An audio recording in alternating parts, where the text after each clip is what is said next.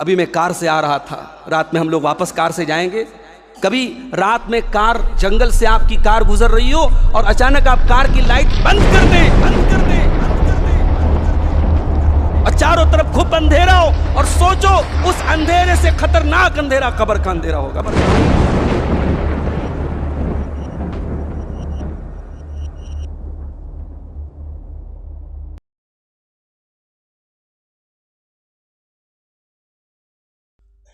الحمد للہ نحمده ونستعینه ونستغفره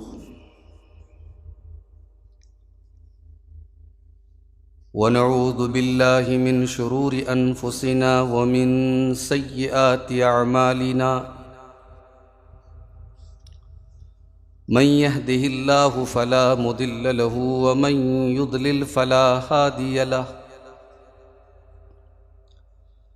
واشهد ان لا اله الا الله وحده لا شريك له واشهد ان محمدا عبده ورسوله يا ايها الذين امنوا اتقوا الله حق تقاته ولا تموتن الا وانتم مسلمون يا أيها الناس اتقوا ربكم الذي خلقكم من نفس واحدة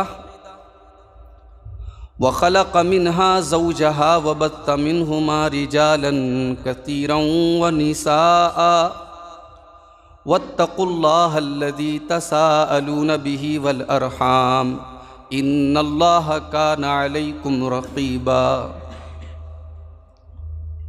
يا أيها الذين آمنوا اتقوا الله وقولوا قولا سديدا يصلح لكم أعمالكم ويغفر لكم ذنوبكم ومن يطع الله ورسوله فقد فاز فوزا عظيما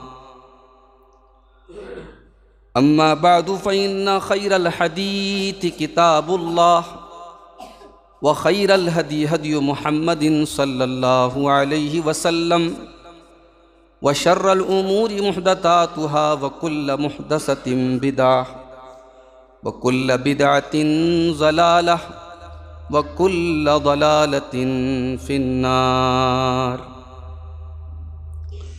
أعوذ بالله من الشيطان الرجيم. بسم الله الرحمن الرحيم. تبارك الذي بيده الملك وهو على كل شيء قدير الذي خلق الموت والحياة ليبلوكم أيكم أحسن عملا وهو العزيز الغفور. صدر محترم، علماء کرام، محترم بزرگوں، نوجوان بھائیوں، پردہ نشین ماؤں اور بہنوں، پیارے بچوں، سرائے محی الدین پور کی اس مسجد میں پچھلے کئی سالوں سے اس سالانہ پروگرام میں شرکت کا موقع اللہ کی توفیق سے مل رہا ہے، اور ہر بار تھوڑی آنے میں تاخیر بھی ہو جاتی ہے، اور ہمارے امام صاحب ہم سے ہر بار یہ کہتے ہیں کہ شیخ ہمارے یہاں کے بچے اپنا پرفارمنس، اپنی تقریر، اپنی نظم آپ کو سنانا چاہتے ہیں، اور ہر بار میں اس سے محروم رہ جاتا ہوں. آج میرا ارادہ ٹرین سے آنے کا تھا، پہلے پہنچنے کا تھا، لیکن واپسی کی چونکہ آج کل کوہرے کا ٹائم شروع ہو چکا ہے، واپسی کی ساری ٹرینیں بہت زیادہ تاخیر سے تھیں، تو مجبوراً پھر مجھے کار سے آنے کی ترتیب بنانی پڑی، اور اس لیے تھوڑی سی آنے میں تاخیر بھی ہوئی. میرے بھائیوں، اس طریقے کی دینی مجلس فتنوں کے اس دور میں، مادیت کے اس دور میں، جب ہر انسان دنیا کا ہر کام اپنے دنیاوی نفع اور نقصان کے حساب سے کرتا ہے، ایک انسان دوسرے انسان سے اگر میٹھا بول رہا ہے تو اس کے پیچھے بھی کوئی دنیاوی مفاد ہوتا ہے عام طور سے. اس مادیت کے دور میں اگر اللہ نے ہمیں اور آپ کو یہ توفیق دی ہے کہ ہم اللہ کے گھر میں مسجد میں بیٹھ کر کے اپنا وقت نکال کر کے ہم قرآن و سنت کی باتوں کو سننے کے لیے اکٹھا ہوئے ہیں، تو یہ بہت خوش نصیبی کی بات ہے۔ اللہ کے پیارے نبی کی وہ حدیث من یرد اللہ بہ خیرا یفقہہ فی الدین، وہ حدیث یہاں پر بھی لاگو ہوتی ہے۔ اللہ تعالیٰ اپنے دین کا علم، اپنے دین کی سمجھ سب کو نہیں دیتا ہے۔ یہاں آپ 2 گھنٹہ 3 گھنٹہ بیٹھ کر کے جو دین کی باتیں سیکھیں گے، سمجھیں گے، یہ اللہ کی خصوصی رحمت ہے ہم سب کے اوپر، یہ اللہ کا کرم ہے ہمارے اوپر کہ اللہ نے یہاں ہمیں اور آپ کو دین سیکھنے کے لیے اور دین کی باتوں کو سننے کے لیے، سیکھنے کے لیے جمع کیا ہے۔ اللہ ہم سب کی اس حاضری کو قبول فرمائے۔ میرے بھائیوں، میں نے خطبہ مسنونہ کے بعد قرآن کریم کے 29ویں پارے کی ابتدائی 2 آیتیں پڑھی ہیں۔ یہ بڑی اہم آیتیں ہیں۔ ان دونوں آیتوں میں اللہ تعالیٰ نے ہماری پیدائش کا اور ہماری موت کا ایک مقصد بیان کیا ہے کہ اللہ نے کیوں پیدا کیا اور کیوں اللہ نے موت کا نظام کیوں رکھا ہے۔ آئیے پہلے ان دونوں آیتوں کا ترجمہ دیکھتے ہیں، پھر بات کو آگے بڑھاتے ہیں۔ قرآن کا 29واں پارہ سورہ ملک کی ابتدائی آیتیں ہیں۔ تبارک الذی بیدہ الملک وہو علی کل شیء قدیر، بڑی برکت والی ہے وہ ذات جس کے ہاتھ میں ساری کائنات کی بادشاہت ہے اور جو ہر شے پر، ہر چیز پر قادر ہے۔ الذی خلق الموت والحیات، جس نے پیدا کیا موت کو اور جس نے پیدا کیا زندگی کو۔ یہ قابل غور نقطہ ہے۔ موت بھی اللہ تعالیٰ کی ایک مخلوق ہے۔ ہم کیا سمجھتے ہیں؟ ہم یہ سمجھتے ہیں کہ موت کوئی چیز نہیں ہے، ہماری زندگی کا ختم ہو جانا، ہمارا ایکسپائر ہو جانا، یہ موت ہے۔ اللہ نے کہا نہیں، موت بھی ایک اللہ کی مخلوق ہے، موت بھی ایک چیز ہے۔ اور اس کو اور کلیئر طریقے سے اس حدیث کی روشنی میں سمجھیے جس میں اللہ کے نبی فرماتے ہیں کہ جب جنتی جنت میں چلے جائیں گے اور جہنمی جہنم میں چلے جائیں گے تو اللہ تعالیٰ کی طرف سے آواز دی جائے گی کہ اے جنتیوں ادھر آؤ، اے جہنمیوں ادھر آؤ، دیکھو موت کو لایا جائے گا۔ موت کو ایک دمبے کی شکل میں، ایک میڑھے کی شکل میں لایا جائے گا اور موت کو ذبح کر دیا جائے گا، موت کے گلے پہ چھری چلا دی جائے گی اور یہ اعلان کر دیا جائے گا کہ یا اہل الجنت خلود لا موت، یا اہل النار خلود لا موت، اے جنتیوں دیکھ لو اب موت کو بھی موت آ چکی ہے، اب تمہیں جنت میں موت نہیں آئے گی، جہنم میں موت نہیں آئے گی۔ جنت کی نعمتیں ابدی ہیں اور جہنم کی جو سزائیں ہیں اور جہنم کا جو عذاب ہے وہ ابدی ہے۔ تو اللہ نے کہا کہ ہم نے موت اور زندگی کو پیدا کیا۔ کیوں پیدا کیا؟ لِيَبْلُوَكُمْ أَيُّكُمْ أَحْسَنُ عَمَلًا، اس لیے ہم نے تمہاری پیدائش کی، اس لیے ہم نے تم کو پیدا کیا، اس لیے ہم نے حیات و موت کا یہ نظام بنایا۔ ہم تمہیں آزمانا چاہتے ہیں، ہم تمہارا امتحان لینا چاہتے ہیں، تم میں کون اچھا عمل کرتا ہے، تم میں کون ایسا عمل کرتا ہے جو اللہ کو راضی کرنے والا ہے۔ لِيَبْلُوَكُمْ أَيُّكُمْ أَحْسَنُ عَمَلًا، اللہ تعالیٰ تمہارا امتحان لینا چاہتا ہے کہ کون تم میں بہتر عمل کرتا ہے۔ اللہ نے یہ نہیں کہا زیادہ عمل کون کرتا ہے، یہ بھی قابل غور چیز ہے۔ اللہ کیا کوانٹٹی نہیں دیکھی جائے گی، اللہ کیا کوالٹی دیکھی جائے گی۔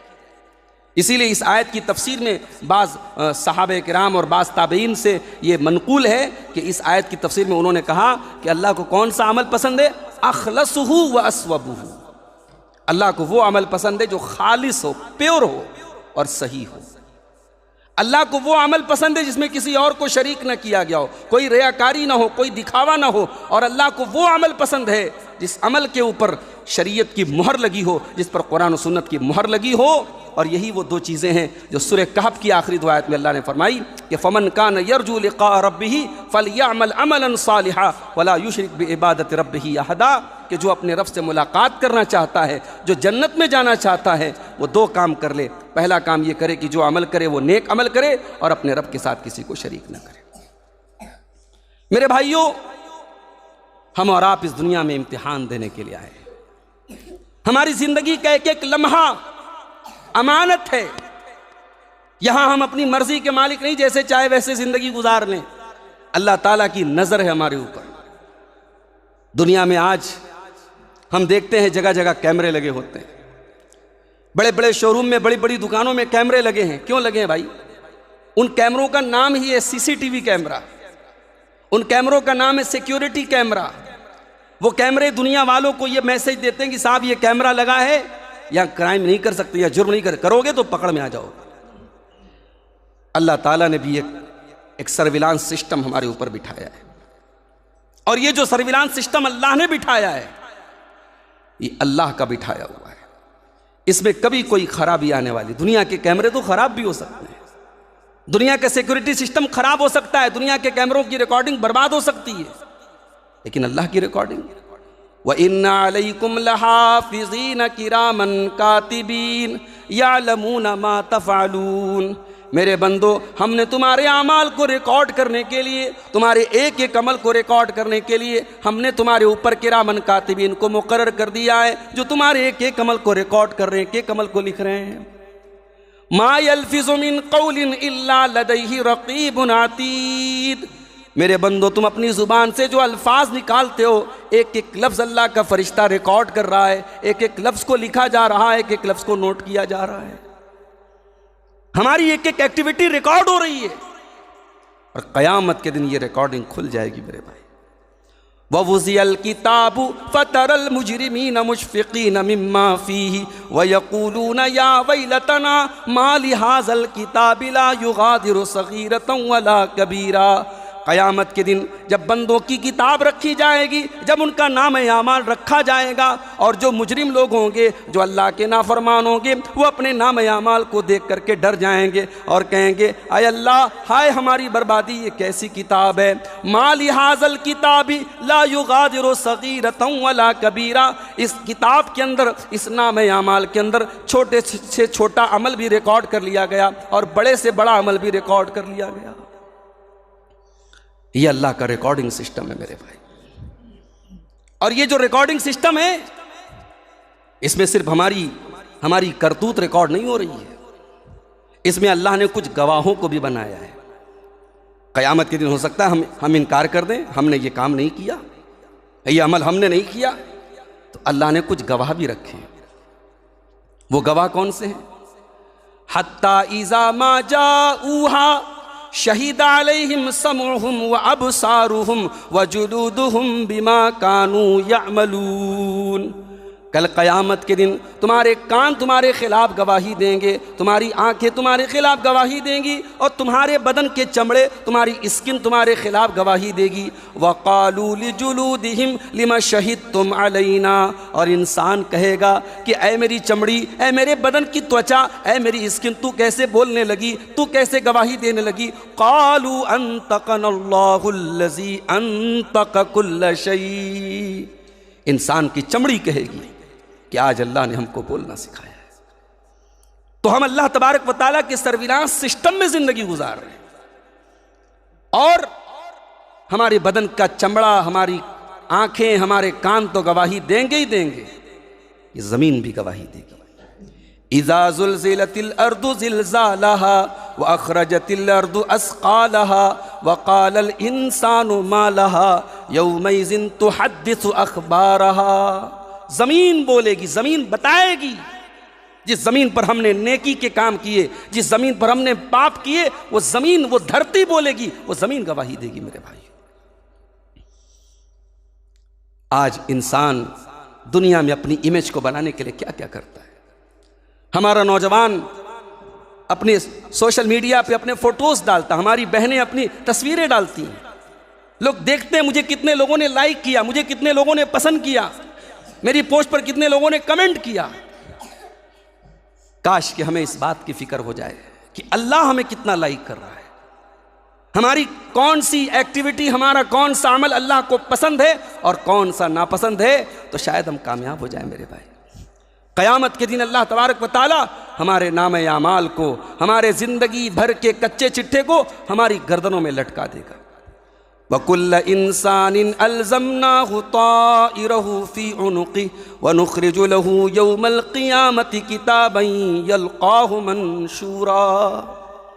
قیامت کے دن ہر انسان کا نام اعمال اس کی گردن میں لٹکا دیں گے ہم، اور ہم کہیں گے اقرا کتابک کفا بنفسک الیوم علیک حسیبا، میرے بندے آج دوسرے تیرا حساب نہیں لیں گے، آج یہ تیری کتاب ہے، یہ تیری زندگی بھر کا کچا چٹھا ہے، تو خود پڑھ لے، تو خود بتا دے تیرے ساتھ کیا معاملہ ہونا چاہیے۔ اسی لیے ہماری شریعت ہمیں یہ تعلیم دیتی ہے کہ ہم اس زندگی میں یہ سوچ کر کے زندگی نہ گزارے کہ ہمیں 60 سال رہنا ہے، 70 سال رہنا ہے۔ اللہ تعالیٰ نے ایک موت کا سسٹم بنایا ہے، اور وہ موت کب آئے گی ہم نہیں جانتے۔ سورہ لقمان کی آخری آیت میں اللہ نے 5 چیزوں کا نام لے کر کے 5 چیزوں کی جانکاری صرف ہم کو ہے۔ قیامت کب آئے گی اللہ کو معلوم ہے، بارش کب ہوگی، کتنی ہوگی، کہاں ہوگی، اللہ کو معلوم ہے، رحم مادر میں کیا ہے اللہ کو معلوم ہے، اور انسان کل کیا کرے گا یہ اللہ کو معلوم ہے، اور انسان کہاں مرے گا۔ وَمَا تَدْرِي نَفْسٌ بِأَيِّ أَرْضٍ تَمُوتُ، کوئی نہیں جانتا کہ کہاں مرے گا، کب مرے گا چھوڑ دو۔ بھئی انسان عام طور سے یہی نہ سوچتا ہے کہ ہم سرائے محی الدین پور کے، شاہ گنج کے، جون پور کے رہنے والے تو ہم اپنے گاؤں میں، اپنے شہر، کوئی گارنٹی نہیں ہے بھائی۔ انسان کس حال میں مرے گا نہیں گارنٹی دے سکتا ہے۔ اسی لیے انسان کو ہمیشہ اپنی زندگی کے ہر دن کو اپنا آخری دن سمجھ کے زندگی گزارنا چاہیے۔ کوئی گناہ کرنے کے ٹائم انسان کو سوچنا چاہیے اگر اسی حالت میں موت آ گئی تو ہمارا کیا حال ہوگا۔ اللہ کے نبی فرماتے ہیں یبعث العبد علی ما مات علیہ، قیامت کے دن بندہ اسی حال میں اٹھایا جائے گا جس حال میں اس کی موت ہوئی تھی۔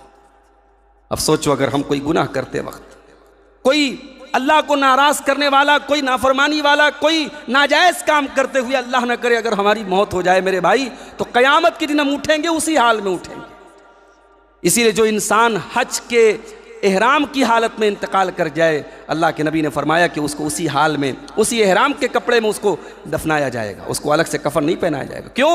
فَإِنَّهُ يَأْتِي يَوْمَ الْقِيَامَةِ مُلَبِّيًا، کل قیامت کے دن احرام کی حالت میں، حج کا احرام اور عمرہ کا احرام باندھ کر کے جو مرا تھا، قیامت کے دن جب وہ آئے گا تو وہاں پر بھی وہ تلبیہ پکارتے ہوئے لبیک اللہم لبیک کہتے ہوئے اٹھے گا، اسی حال میں وہ اٹھے گا۔ تو موت کو ہمیں یاد رکھنا چاہیے میرے بھائی۔ اب یہ موت کیا ہے، اس کو اگر سمجھنا ہے تو سورہ آل عمران کی بس ایک آیت کو اپنے سامنے رکھیے، سورہ آل عمران کی آیت نمبر 185۔ کل نفس ذائقۃ الموت، ہر نفس کو موت کا مزہ چکھنا ہے۔ جتنے لوگوں کے اندر جان ہے سب کو بے جان ہونا ہے۔ اگر کوئی ذات ایسی ہے جس کو فنا نہیں ہے، جو باقی رہنے والی ذات ہے، کل من علیہا فان ویبقى وجہ ربک ذو الجلال والاکرام، وہی ایک ذات ہے اللہ کی ذات جو باقی رہے گی۔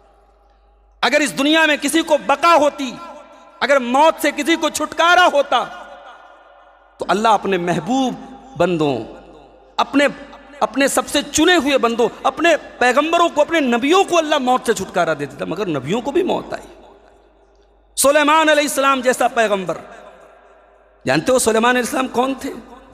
سلیمان علیہ السلام نے اللہ سے دعا کی تھی کہ اے اللہ مجھے ایسی حکومت دے دے لا ينبغی لأحد، جو حکومت کسی اور کو نہ ملے، مجھے ایسی طاقت دے جو کسی اور کو نہ ملے، اور اللہ نے ویسی طاقت دی ان کو۔ ہوا ان کے کنٹرول میں تھی، 1 مہینے کا سفر وہ صبح سے شام تک کر لیتے تھے۔ بڑے بڑے جنات ان کے کنٹرول میں تھے، ان کے حکم سے بڑے بڑے قلعے بنا دیتے تھے، پل بھر میں، منٹوں میں، گھنٹوں میں وہ پورے قلعے بنا لیتے تھے۔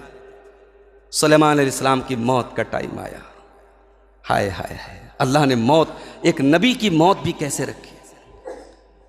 فرمایا فلما قضینا علیہ الموت ما دل علی موتہ الا دابۃ الارض تاکل من ساتا، جب سلیمان علیہ السلام کی موت کا ٹائم آیا، بوڑھے ہو چکے ہیں، اپنی لاٹھی کے اوپر ٹیک لگا کر کے کھڑے ہیں، اور جنات کو ڈائریکشن دے رہے ہیں، جنات کو انسٹرکشن دے رہے ہیں، بیت المقدس کی تعمیر کا حکم دے رہے ہیں، ایسے بنانا ہے، ایسے بنانا ہے، اور اسی حالت میں سلیمان کی موت کا ٹائم آ گیا۔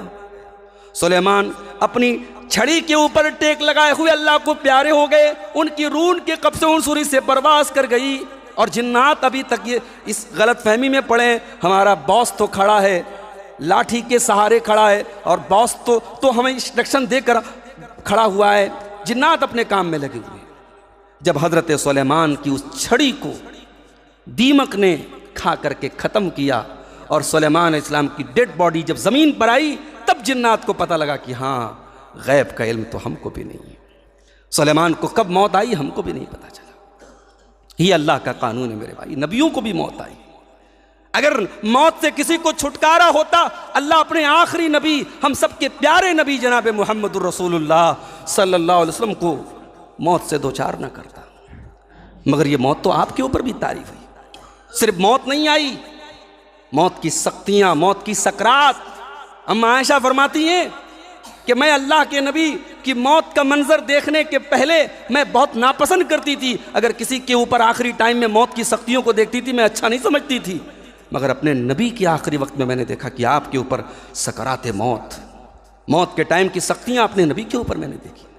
اللہ کے نبی آخری ٹائم میں دعا کر رہے ہیں، اللہم اعنی علی سکرات الموت، پروردگار سکرات موت پر میری مدد فرما۔ کبھی موقع ملے آپ کو اپنے سوشل میڈیا اور تمام یہ دنیا کے غیر ضروری کاموں سے، تو کبھی اللہ کے پیارے نبی کی وفات کا چیپٹر آپ کسی سیرت کی کتاب میں سے کھول کے دیکھ لیجئے، شاید آپ کی آنکھوں میں آنسو آ جائے میرے بھائی۔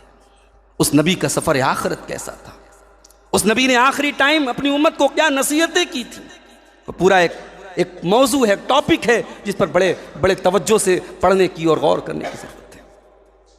اس نبی کو بھی اللہ تعالیٰ نے موت سے دوچار کیا۔ صحابہ کرام روتے رہ گئے، بلکتے رہ گئے، تڑپتے رہ گئے۔ نبی کی لاڈلی، نبی کی لخت جگر حضرت فاطمہ روتی رہ گئی، مگر اللہ کا قانون اپنے نبی کے لیے بھی قانون رہا۔ اللہ نے فرمایا کل نفس ذائقۃ الموت، ہر نفس کو موت کا مزہ چکھنا ہے، اور اے میرے بندو اس موت کے اوپر تم یہ نہ سمجھ لینا کہ بات ختم ہو گئی، جو دنیا میں کر لیا کام ختم ہو گیا۔ وَإِنَّمَا تُوَفَّوْنَ أُجُورَكُمْ يَوْمَ الْقِيَامَةِ، موت کے بعد بھی ایک زندگی ہے، قیامت کے دن تمہیں تمہارے عمل کا پورا بدلہ دیا جائے گا۔ فَمَنْ زُحْزِحَ عَنِ النَّارِ وَأُدْخِلَ الْجَنَّةَ فَقَدْ فَازَ، جس کو اللہ کی بارگاہ میں جہنم کی آگ سے بچا لیا جائے گا اور جس کو جنت میں داخل کر دیا جائے گا، وہی انسان کامیاب ہونے والا ہے۔ تم نے کامیابی کس کو سمجھا؟ تم نے حکومت کو کامیابی سمجھا، تم نے دولت کو کامیابی سمجھا، تم نے طاقت کو کامیابی سمجھا، لیکن اللہ کیا فرما رہا ہے؟ جو جہنم سے بچ گیا اور جو جنت میں چلا گیا وہی کامیاب ہے۔ ورنہ حکومت کیا فرعون کے پاس نہیں تھی؟ دولت کیا قارون کے پاس نہیں تھی؟ طاقت کیا فرعون کے پاس نہیں تھی؟ طاقت، دولت، حکومت یہ کامیابی کا اسٹینڈرڈ نہیں ہے۔ اللہ کے یہاں کامیابی کا معیار یہ ہے کہ جہنم سے انسان بچ جائے اور جنت میں داخل ہو جائے۔ اور اس کے بعد اللہ نے ایک بڑی پیاری بات ارشاد فرمایا وَمَا الْحَيَاةُ الدُّنْيَا إِلَّا مَتَاعُ الْغُرُورِ، یہ دنیا کی زندگی تو دھوکے کا سامان ہے، دنیا تو بے وفا ہے، دنیا تو دھوکے باز ہے۔ دنیا نے کس کے ساتھ وفا کی؟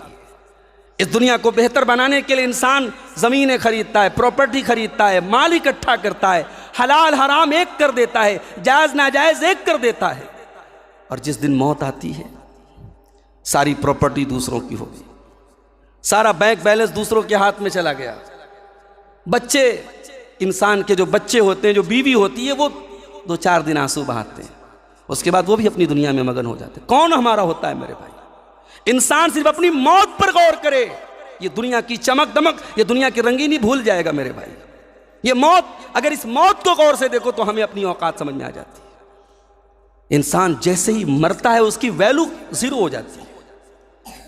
بھائی باپ بیٹے کو باپ بہت پسند ہے، بیٹا باپ سے بہت محبت کرتا ہے، مگر کیا اپنے باپ کی ڈیڈ باڈی کو رکھنے کے لیے تیار ہے؟ نہیں، باپ مرا نہیں، اس کو دفنانے کی تیاری ہو رہی ہے۔ اس کے بعد وہ دیکھو انسان کل تک جو بیچارہ باتھ روم میں جا کر کے گھنٹوں نہایا کرتا تھا، سردی میں گیزر چالو کرتا تھا، گرمی میں ٹھنڈے پانی سے نہاتا تھا، شیمپو الگ تھا، فیس واش الگ تھا، صابن الگ تھا، باڈی واش الگ تھا، آج کیا ہے میرے بھائی؟ آج کوئی پوچھنے والا نہیں ہے، کوئی اس کی مدد کرنے والا نہیں ہے، کوئی اس کو بتانے والا نہیں کہ یہ تیرے لیے ٹھنڈا پانی ہے کہ گرم پانی ہے۔ دوسروں کے سہارے آج وہ بیچارہ، اس کے کپڑے دوسرے اتار رہے، وہ اس لائق نہیں اپنے کپڑوں کو، کینچی سے اس کی آستین کو کاٹا جا رہا، اللہ اکبر، کبھی کسی مردے کو نہلانے کا منظر دیکھ لو میرے بھائی، انسان کی بے بسی دیکھو. کل کا کروڑ پتی، کل کا ارب پتی، کل کا منسٹر، کل کا وزیر آج اتنا بے بس ہے، اس کی آستین کو کینچی سے کاٹ کے اس کے بدن سے کپڑے اتارے جا رہے ہیں. جس نے دنیا میں کبھی کسی کے سامنے ننگا نہ ہوا، کسی کے سامنے کپڑا نہ اتارا، آج دوسروں کے سامنے اس کے بدن سے کپڑے اتارے جا رہے ہیں، اس کو دوسرے نہلا رہے ہیں. آج کہاں گیا تیرا برانڈڈ شیمپو، کہاں گیا تیرا برانڈڈ صابن، کہاں گیا تیرا وہ باڈی واش، کہاں گیا؟ آج تو کچھ نہیں بول سکتا. آج جیسے نہلایا جائے گا تجھے نہانا ہوگا، اور نہانے کے بعد کفن کی وہ سفید چادریں، وہ سوتی چادریں، اسی میں تجھے کفنایا جائے گا. دنیا میں تیرے کپڑے بڑے قیمتی ہوا کرتے تھے، بڑے مہنگے ہوا کرتے تھے، مگر آج اللہ نے یہ جو شریعت کا نظام بنایا ہے، کفن کا وہی کپڑا جو غریبوں کو ہے، وہی امیروں کا کپڑا، اسی سفید کپڑے میں آپ کو کفنایا جائے گا. اور یہ کفن کا کپڑا بغیر سلا کپڑا ہے، اس میں کوئی پاکٹ نہیں ہے. یہ بتا رہا ہے تیری اوقات کیا ہے، تو بغیر سلے کپڑے میں چند کپڑوں میں تجھے کفنایا جا رہا ہے. اور کفنا کر کے 4 لوگوں کے کندھے پہ جنازے کی شکل میں قبرستان جا رہا ہے. اور قبرستان جب جاتا ہے، مٹی دے کر کے لوگ ایسے ہاتھ جھاڑتے ہیں. یہ ایسے ہاتھ جھاڑنے کا مطلب سمجھتے ہو؟ بس یہاں تک آپ کی تعظیم کر دی، اب آپ اور آپ کے اعمال جانے. بیٹا بہت محبت کرتا تھا باپ سے، بیوی بہت محبت کرتی تھی شوہر سے، باپ بہت محبت کرتا تھا اولاد سے. اس قبر کی تاریکی میں کوئی کام آنے والا نہیں ہے. دنیا میں کر دیں اور چاروں طرف گھپ اندھیرا ہو، اور سوچو اس اندھیرے سے خطرناک اندھیرا قبر کا اندھیرا ہوگا میرے بھائی. وہاں کون ہمیں بچائے گا؟ وہاں کون ہمیں لائٹ دے گا؟ وہاں کون ہمیں روشنی دے گا؟ اللہ کے نبی فرماتے الصلاۃ نور، نماز آپ کی قبر میں روشنی کا کام کرے گی. الصدقۃ برہان، وہاں صدقہ آپ کے کام آئے گا. والصبر ضیاء، اللہ کے دین پر آپ نے صبر کیا ہوگا، جمے رہیں گے، وہاں روشنی کا کام کرے گا. اور اللہ کے پیارے نبی فرماتے جیسے ہی بندہ قبر میں اتارا جاتا ہے اور اس کو دفنا کر کے لوگ جانے لگتے ہیں، فوراً 2 فرشتے اس کے پاس آتے ہیں. ایک فرشتے کا نام منکر، ایک فرشتے کا نام نکیر. اور آج عجیب بات یہ ہے، آج ہم اس دور سے گزر رہے ہیں جہاں اس طریقے کی حدیثوں کا لوگ مذاق اڑاتے ہیں. کہتے ہیں صاحب یہ قبر کا معاملہ یہ سب بکواس ہے. غیر مسلم تو اپنے مردوں کو آگ میں جلا دیتا ہے، پارسی تو اپنے مردوں کو چلکووں کو کھلا دیتے ہیں، اور کوئی فلائٹ میں کریش ہو کر کے اس کی باڈی کے ٹکڑے ٹکڑے ہو جاتے ہیں، کسی کی باڈی کو سمندر کی مچھلیاں کھا جاتی ہیں. یہ قبر کا عذاب اس کو کیسے ہوگا؟ اسی لیے اللہ نے جہاں موت کا ذکر کیا نا، اس کے پہلے کیا فرمایا؟ وَهُوَ عَلَىٰ كُلِّ شَيْءٍ قَدِيرٌ. تو اللہ کے بارے میں سوال اٹھا رہا ہے، جو اللہ آل مائٹی ہے، جو ہر شے پر قادر ہے، تو اس کے بارے میں سوال اٹھا رہا ہے. کیا تیری اوقات تھی کہ تو منی کے حقیر سے قطرے سے جیتا جاگتا انسان بن جائے؟ جو اللہ تجھے ایک حقیر قطرے کے پانی سے جیتا جاگتا انسان بنا سکتا ہے. فلائٹ میں تیری باڈی کریش ہو جائے اور سمندر کی مچھلیاں تیرے جسم کے ریشے ریشوں کو کھا جائیں، وہ اللہ تیری پوری باڈی کو کلیکٹ کر کے تجھے عذاب قبر دے سکتا ہے. تو اللہ کی قدرت پر سوال اٹھاتا ہے. لوگ کہتے ہیں صاحب قرآن میں کہاں عذاب قبر آیا ہے؟ آیا ہے نا، آیا ہے. ذرا قرآن کو غور سے تو پڑھ. اور یہ بات بھی نوٹ کر لو، یہ جو بٹوارہ کیا جاتا ہے، قرآن میں ملے گا تو مانیں گے، حدیث میں ملے گا تو نہیں مانیں گے، یہ بٹوارہ غلط ہے. شریعت قرآن و حدیث دونوں کا نام ہے. قرآن کہتا ہے نماز قائم کرو، پورے قرآن میں کہیں نہیں لکھا 5 ٹائم کی نماز پڑھو. پورے قرآن میں کہیں نہیں لکھا فجر میں 2 رکعت پڑھنا ہے، ظہر میں 4 پڑھنا ہے، عصر میں 4 پڑھنا ہے، مغرب میں 3 پڑھنا ہے. پورے قرآن میں کہیں نہیں لکھا ہے. قرآن کہتا ہے ورکعوا، رکوع کرو. رکوع میں آپ کی پیٹھ کیسی ہو، آپ کا ہاتھ کیسا ہو، پورے قرآن میں کہیں لا کے دکھا دو، نہیں ملے گا آپ کو. تو قرآن صرف قرآن کے ذریعے آپ شریعت کو سمجھنا چاہتے نہیں. قرآن کے ساتھ ساتھ اللہ نے صاحب قرآن کو اتارا ہے. یتلو علیہم آیاتہ، اس نبی کا مشن تھا قرآن کو پڑھنا، ویزکیہم، اور لوگوں کو پاک اور صاف کرنا، ویعلمہم الکتاب والحکمہ، اور قرآن و حدیث کی تعلیم دینا. اس نبی کی سیرت اور اس نبی کی سنت کے بغیر قرآن کو نہیں سمجھ سکتے میرے بھائی. اور جن لوگوں نے سمجھنے کی کوشش کی انہوں نے بہت ٹھوکر کھائی ہے. ارے جب اللہ کے پیارے نبی نماز میں دعائیں کیا کرتے تھے اللہم انی اعوذ بک من عذاب القبر، تو بات ختم. میرے نبی نے دعا کی ہے کہ اے اللہ میں قبر کے فتنے سے، قبر کے عذاب سے تیری پناہ چاہتا ہوں. بس یہی بات ختم ہو جانی چاہیے تھی. اس کے بعد آپ سوال اٹھا رہے قرآن میں دکھاؤ. تو آئیے ہم قرآن میں آپ کو دکھاتے ہیں۔ اللہ فرماتا ہے وَحَاقَ بِآلِ فِرْعَوْنَ سُوءُ الْعَذَابِ، فرعون کے ماننے والوں کو، فرعون کی آل و اولاد کو، فرعون کے چیلوں اور چمچوں کو بہت بڑے عذاب نے گھیر لیا۔ النار یعرضون علیہا غدوا وعشیا، اور فرعون کو اور فرعون کے ماننے والوں کو صبح شام آگ کا عذاب دیا جا رہا ہے۔ وَيَوْمَ الْقِيَامَةِ أَدْخِلُوا آلَ فِرْعَوْنَ أَشَدَّ الْعَذَابِ، اور قیامت کے دن کہا جائے گا کہ آل فرعون کو اور بڑے عذاب میں ڈال دو۔ یہ کون سا عذاب ہے جو آل فرعون کو صبح شام دیا جا رہا ہے؟ یہ وہی قبر کا عذاب ہے، یہ وہی قبر کا عذاب ہے۔ قرآن کا 29واں پارہ کھولو، اللہ تعالیٰ حضرت نوح علیہ السلام کی قوم کے بارے میں فرماتا ہے مما خطیئاتہم اغرقوا فادخلوا نارا۔ نوح علیہ السلام کی قوم کے لوگوں نے بہت نافرمانی کی، بہت گناہ کیے، اپنے گناہوں کی وجہ سے اللہ تعالیٰ نے ان کو طوفان کے اندر ڈبا کر کے مار دیا۔ اغرقوا، ان کو ڈبا کر کے مار دیا۔ فادخلوا نارا، اس کے بعد وہ آگ میں ڈالے گئے۔ کون سی آگ میں ڈالے گئے؟ یہی قبر کے عذاب میں ڈالے گئے۔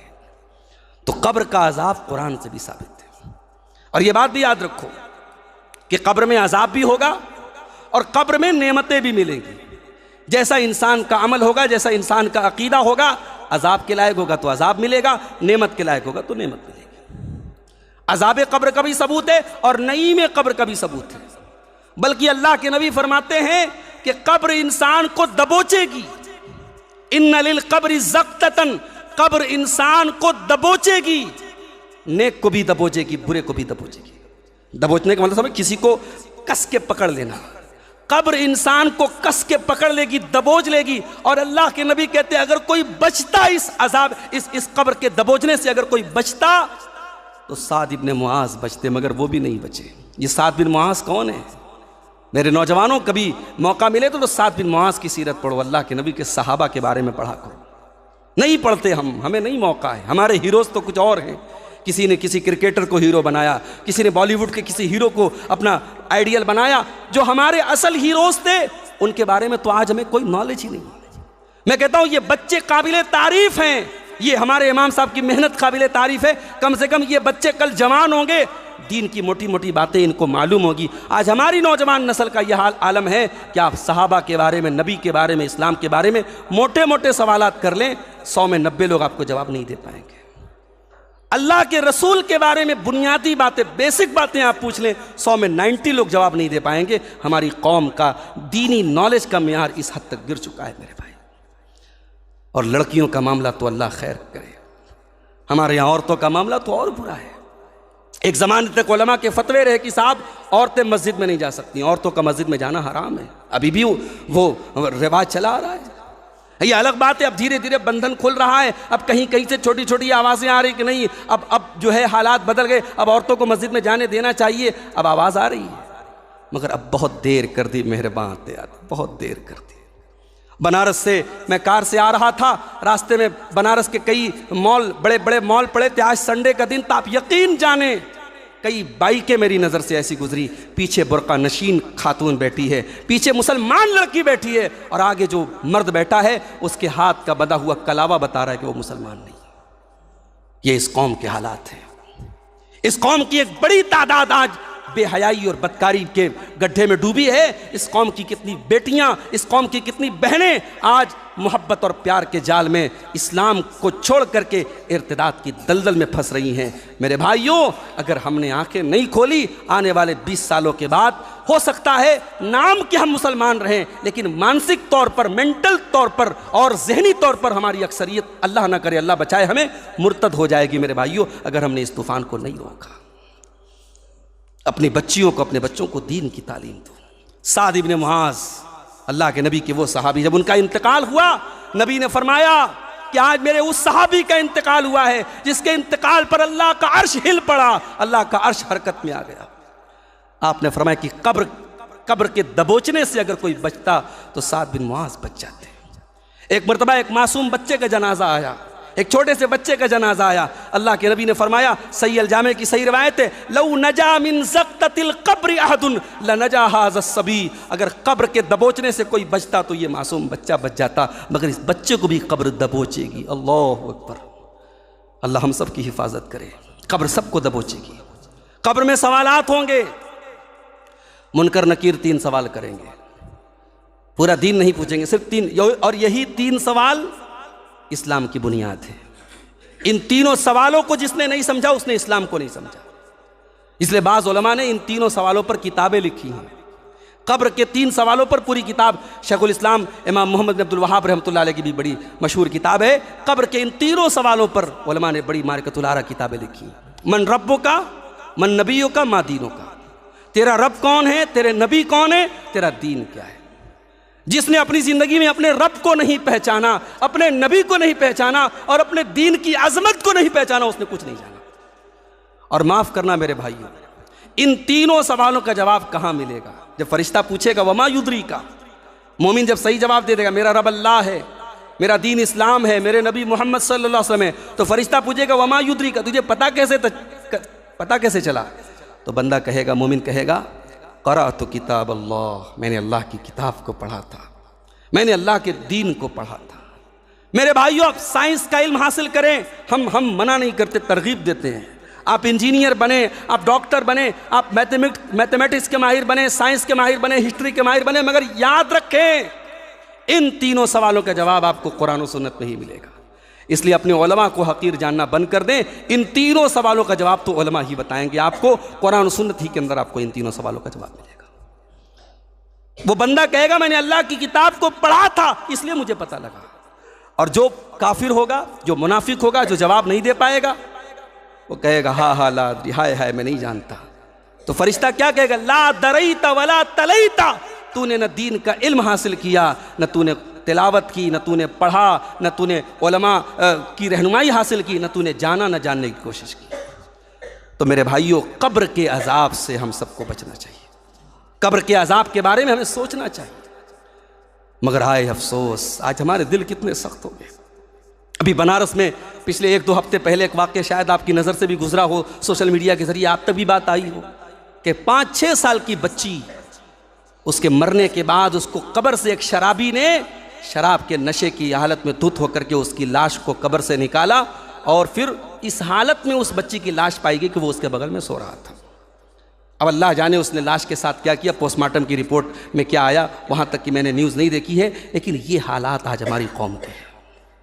وہ قبر جہاں صحابہ کرام جس قبر کو دیکھ کر کے رونے لگتے تھے، عثمان غنی قبرستان کے پاس سے گزرتے تھے، آنکھوں سے آنسو بہنے لگتے تھے اور کہتے تھے، لوگ پوچھتے تھے اے عثمان آپ قبر کو دیکھ کر کے کیوں رونے لگتے ہیں؟ تو عثمان غنی کہا کرتے تھے ان القبر اول من منازل الاخرہ، میں نے اپنے پیارے نبی کو فرماتے ہوئے سنا ہے کہ قبر آخرت کی پہلی منزل ہے، جس نے اس منزل کو پار کر لیا اس کے لیے آگے کی منزل آسان ہے۔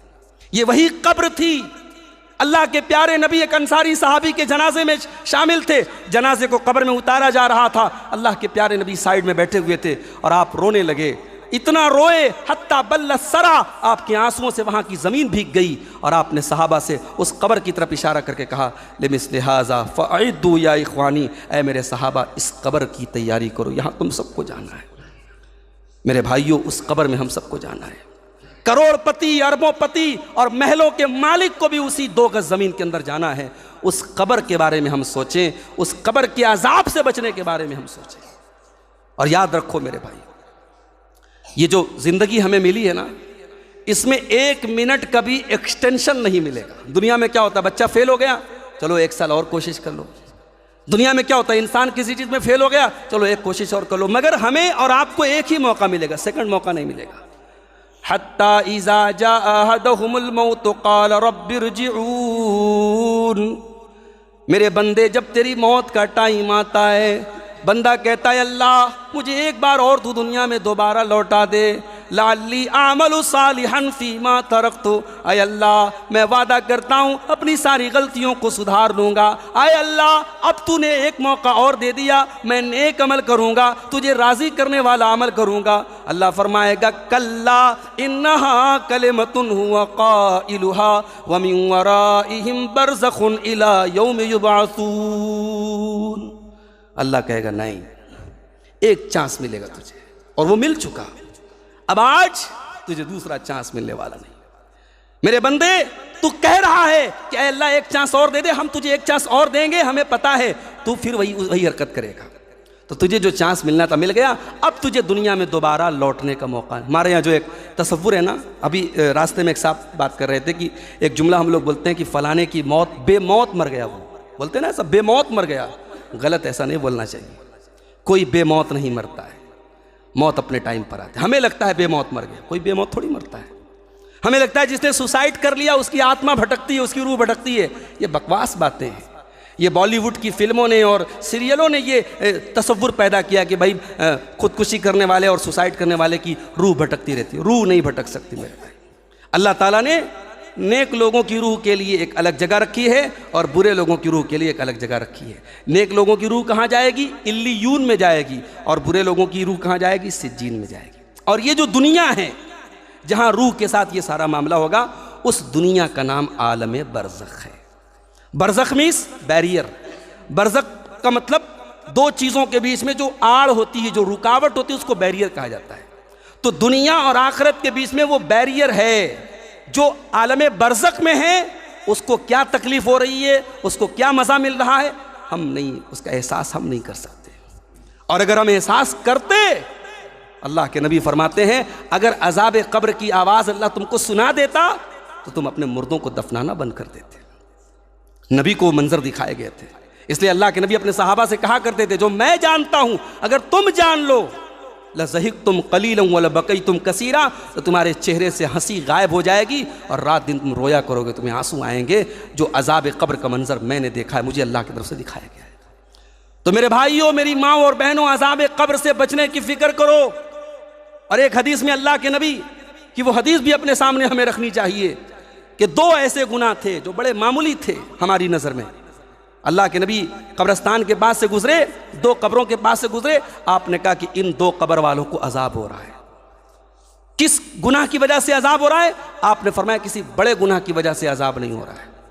یعنی عوام کی نظر میں، لوگوں کی نظر میں وہ گناہ بڑا نہیں ہے، مگر اللہ کی نظر میں اتنا بڑا ہے کہ قبر میں عذاب ہو رہا ہے۔ پہلا گناہ اما احدہما فکان لا یستتر من بولہ، اس میں سے ایک انسان جو تھا یہ پیشاب کرنے کے ٹائم پردہ نہیں کرتا تھا۔ پیشاب کرنے کے کہیں راستے میں کھڑا ہوا، پینٹ کی زپ کھولا، پیشاب کرنے لگا۔ یہ کتوں اور گدھوں کا طریقہ ہے، یہ انسان کا طریقہ نہیں ہے۔ اللہ کے نبی قضائے حاجت کے لیے، پیشاب اور پاخانہ کے لیے کبھی جاتے تھے تو دور جاتے تھے، اور جب تک آپ زمین کے بالکل قریب نہ جاتے تھے آپ اپنا تہبند نہیں اٹھاتے تھے، پردے کا اہتمام فرماتے تھے۔ اس لیے پیشاب کرنے کے ٹائم اور قضائے حاجت کے ٹائم جو بے پردگی کرتا ہے اس کو عذاب قبر ہوگا۔ اور ایک حدیث میں آتا ہے لا یستنزہ من البول، یہ عذاب کیوں ہو رہا ہے؟ یہ پیشاب کے قطروں سے بچا نہیں کرتا تھا۔ جو پیشاب کے قطروں کے معاملے میں لاپرواہی کرے گا اور پیشاب کہیں بھی کرے گا اور کپڑوں پر پڑے، بدن پہ پڑے، اس کی کوئی پرواہ نہیں کرے گا، اس کو عذاب قبر ہوگا۔ اور دوسرا کون ہوگا؟ وَأَمَّا الْآخَرُ فَكَانَ يَمْشِي بِالنَّمِيمَةِ، اور دوسرا انسان جس کو عذاب قبر ہو رہا ہے، اللہ کے نبی فرماتے ہیں کہ وہ چغل خور تھا۔ چغل خور تھا، اور چغل خور کس کو کہتے ہیں؟ چغل خور اس کو کہتے ہیں کہ اگر میرا کسی سے جھگڑا ہے تو میری بات آپ اس کو پہنچا رہے ہیں، اس کی بات مجھے پہنچا رہے ہیں۔ بات سچی ہے تب بھی ادھر کی بات ادھر کرنے والا چغل خور ہے، اور ایسا سچ بولنے والا بھی اللہ کی نظر میں لعنتی ہے اور عذاب قبر کا حقدار ہوگا۔ اور اگر دو لوگوں کے بیچ میں جھگڑا ہو جائے، دو بھائیوں کے بیچ میں جھگڑا ہو جائے، اور اس جھگڑے کو مٹانے کے لیے اگر جھوٹ بھی بولنا پڑے، تو شریعت کی نظر میں جھوٹ بولنا بہت بڑا گناہ ہے، مگر دو لوگوں کے جھگڑے کو مٹانے کے لیے اگر جھوٹ بھی بولنا پڑے، اللہ کے نبی فرماتے ہیں لیس الکذاب الذی یصلح بین الناس، لوگوں کے درمیان صلح کرانے والا جھوٹا نہیں ہے۔ وہاں جھوٹ بول کر کے آپ دو لوگوں کے دلوں کو ملا رہے ہیں تو جھوٹ بولنا جائز ہے، اور جہاں دو لوگوں کے بیچ میں نفرت کی آگ پیدا کر رہے ہیں اور جلتی میں تیل کا کام کر رہے ہیں، وہاں آپ کا سچ بولنا بھی حرام ہے۔ تو چغل خور میری مائیں بہنیں کان کھول کر کے سن لیں، چغل خوری کرنا، غیبت کرنا اور ادھر کی باتیں ادھر کرنا، یہ اتنا بڑا گناہ ہے کہ عذاب قبر ہو رہا ہے۔ تو میرے بھائیوں، ہمیں اس قبر کے عذاب کے بارے میں سوچنا چاہیے، اس برزخ کی زندگی کے بارے میں سوچنا چاہیے جہاں ہمارے کوئی کام نہیں آئے گا۔ اور پھر اس کے بعد جو آخرت کی زندگی ہے، پھر جو قیامت کے دن کی سختیاں ہیں، وہ ایک الگ منظر ہے، ایک الگ موضوع ہے، اس پر پھر کبھی انشاءاللہ ہم بات کریں گے۔ قیامت کے دن کی جو سختیوں کا معاملہ ہے، وہاں کوئی ہمارے کام نہیں آئے گا۔ یوم یفر المرء من اخیہ، بھائی بھائی کو دیکھ کے بھاگے گا، وامہ وابیہ، اولاد ماں باپ کو دیکھ کے بھاگے گی، وصاحبتہ وبنیہ، شوہر بیوی کو دیکھ کے بھاگے گا، کوئی کسی کے کام نہیں آئے گا۔ وہاں رشتے ختم ہو جائیں گے، وہاں لوگوں کی دوستیاں ختم ہو جائیں گی، وہاں آپ کا ایمان، آپ کا تقوی، آپ کا کردار، آپ کا کیریکٹر آپ کے کام آئے گا۔ تو میرے بھائیوں، اس دنیا میں آپ دنیا کو بہتر بناؤ۔ دنیا کمانا برا نہیں ہے، دنیا کو بہتر بنانا برا نہیں ہے، مگر دنیا کے پیچھے اندھے ہو جانا، عذاب قبر کو بھول جانا، برزخ کو بھول جانا، آخرت کو بھول جانا، یہ برا ہے۔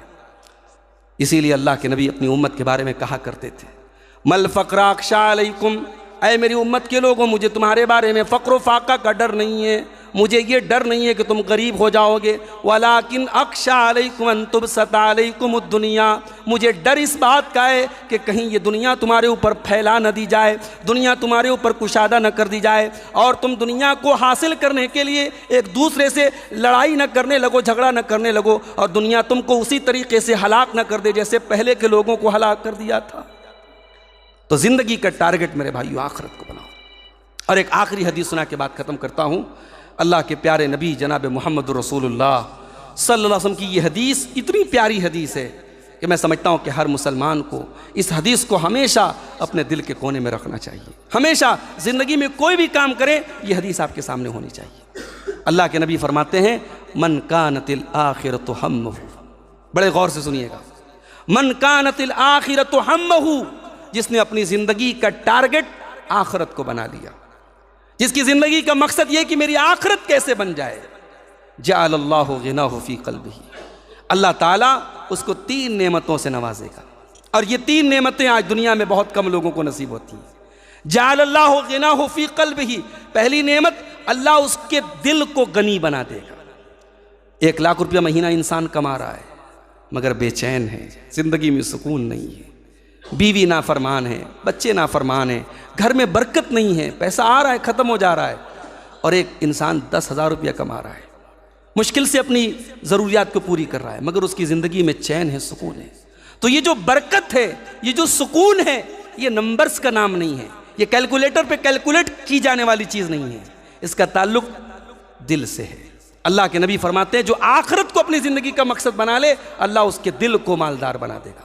اور دوسری چیز وَجَمَعَ لَهُ شَمْلَهُ، اللہ اس کی الجھنوں کو حل کر دے گا، اس کی پرابلم کو حل کر دے گا، اس کی زندگی سے ٹینشن ختم ہو جائے گی۔ اور تیسری چیز، وَأَتَتْهُ الدُّنْيَا وَهِيَ رَاغِمَةٌ، دنیا چل کر کے اس کے پاس آئے گی، وہ دنیا سے بھاگ رہا ہے، وہ آخرت کی تیاری کر رہا ہے، مگر دنیا چل کے اس کے پاس آئے گی۔ اور اسی کا الٹا، جس نے دنیا کو اپنی زندگی کا ٹارگٹ بنا لیا، صبح اٹھتا ہے تو دنیا کی فکر ہے، رات میں سوتا ہے تو دنیا کی فکر ہے، 24 گھنٹے میں ایک بار اللہ کا نام تک نہیں لیتا، ایک بار اس کی پیشانی اللہ کے بارگاہ میں جھکتی نہیں ہے، ایسا دنیا پرست انسان، دنیا طلب انسان، دنیا کے پیچھے کھپنے مرنے والا انسان، اللہ کے نبی کہتے ہیں اللہ تعالیٰ اس کے فقر و فاقہ کو اس کی آنکھوں کے سامنے رکھ دے گا، وہ کروڑ پتی بھی بن جائے گا، ہمیشہ ڈر ستاتا رہے گا، یار میری دولت ختم نہ ہو جائے، میرا پیسہ ختم نہ ہو جائے۔ اور دوسری چیز، وَفَرَّقَ عَلَيْهِ شَمْلَهُ، اس کی الجھنوں کو اللہ اور بڑھا دے گا، اس کی زندگی میں ٹینشن اور بڑھا دے گا۔ اور تیسری چیز، وَلَمْ يَأْتِهِ مِنَ الدُّنْيَا إِلَّا مَا قُدِّرَ لَهُ، اور دنیا بھی اتنی ہی ملے گی جتنی اس کے مقدر ملے گی، مقدر سے زیادہ دنیا نہیں ملے گی میرے بھائی۔ دنیا کے لیے انسان حرام راستہ اپناتا ہے نا، انسان آج ہمارے کتنے نوجوان ہیں، ابھی بہار میں گیا تھا، کتنے نوجوانوں نے وہاں ایک آن لائن کوئی ایپ آیا ہے، اس میں پیسہ لگا رہے صاحب، کوئی کوائن ہے، اس کوائن میں پیسہ لگاؤ، 1 لاکھ روپیہ لگاؤ اور 5 مہینے میں آپ کا پورا پیسہ مل جائے گا۔ کیا ہے یہ سب پونزی اسکیم ہے، سب فراڈ ہے۔ وہ آج آپ کو پیسہ دے رہے ہیں، کل ان کے پاس جب اچھا خاصا پیسہ اکٹھا ہو جائے کمپنی بھاگ جائے گی، جن لوگوں نے پہلے پیسہ لگایا وہ کما لیں گے، جنہوں نے بعد میں لگایا وہ ڈوب جائیں گے۔ اس طریقے کی کمپنیاں ہمارے ملک میں بہت آتی رہتی ہیں۔ حلال طریقے سے آدمی پیسہ کمائے، بہت سارے راستے میرے بھائی۔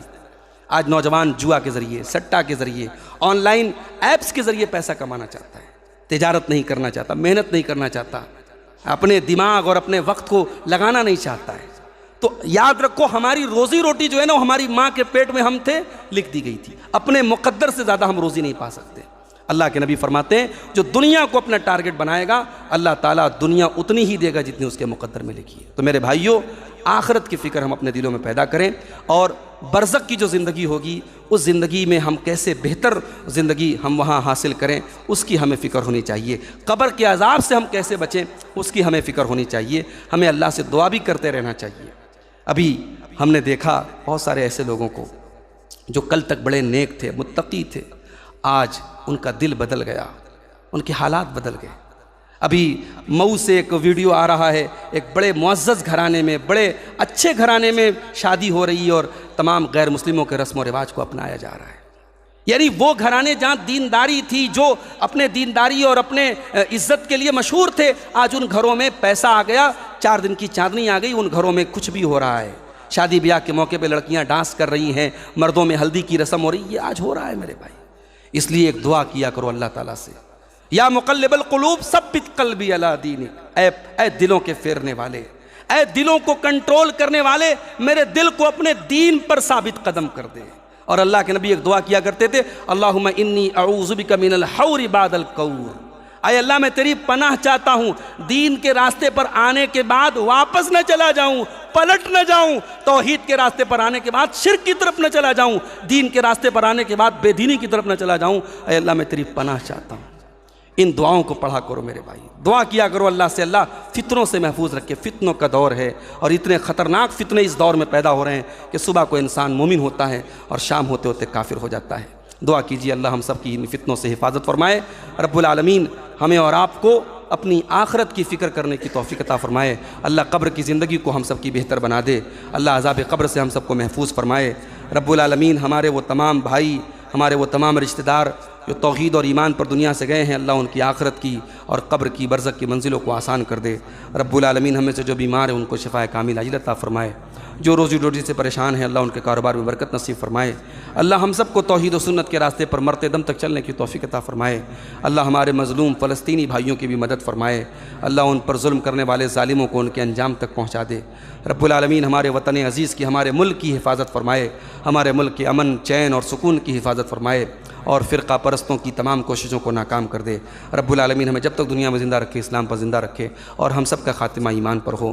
اور ربنا تقبل منا انک انت السمیع العلیم وتب علینا انک انت التواب الرحیم، وصلی اللہ تعالی علی نبینا محمد وآلہ وصحبہ اجمعین، والسلام علیکم ورحمۃ اللہ وبرکاتہ۔